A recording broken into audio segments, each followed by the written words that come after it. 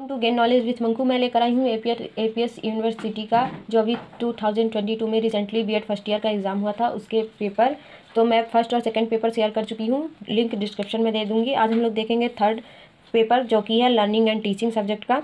इसका भी paper pattern same ही है, 75 नंबर का पेपर आता है जिसमें हमें 27 नंबर पासिंग मार्क होते हैं।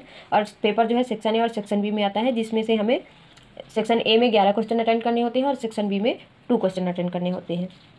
देखिए सेक्शन ए में जो है 11 क्वेश्चन अटेंड करने हैं और एक क्वेश्चन 5 नंबर का है।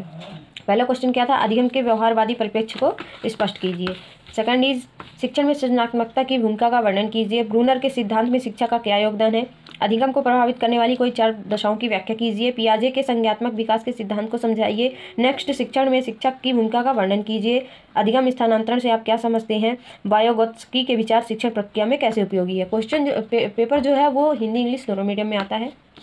उसके बाद बालक की शिक्षा में अभिप्रेरणा की भूमिका स्पष्ट कीजिए। अधिगम के मानवतावादी परिप्रेक्ष्य की व्याख्या कीजिए। सीखने के सूझ व अंतर्दृष्टि के सिद्धांत की व्याख्या कीजिए। अभिप्रेरणा से आपका क्या अभिप्राय है। आंतरिक और बाह्य प्रेरणा को परिभाषित कीजिए।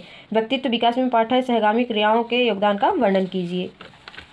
सहयोगी एवं स्वाध्याय अधिगम को परिभाषित करते हुए इनका महत्व बताइए। इसमें से 14 क्वेश्चन थे जिसमें से हमें 11 क्वेश्चन अटेंड करने थे और हर क्वेश्चन जो है 5 नंबर का था। अब देखते हैं सेक्शन बी। सेक्शन बी में 4 क्वेश्चन थे, हमें 2 क्वेश्चन अटेंड करने हैं, एक क्वेश्चन जो है 10 नंबर का है, यानी टोटल 20।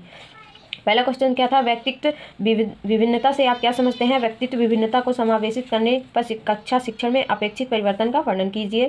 कार्ल रोजर्स के अनुभवजन्य सिद्धांत और शिक्षण पर उसके प्रभाव का वर्णन कीजिए।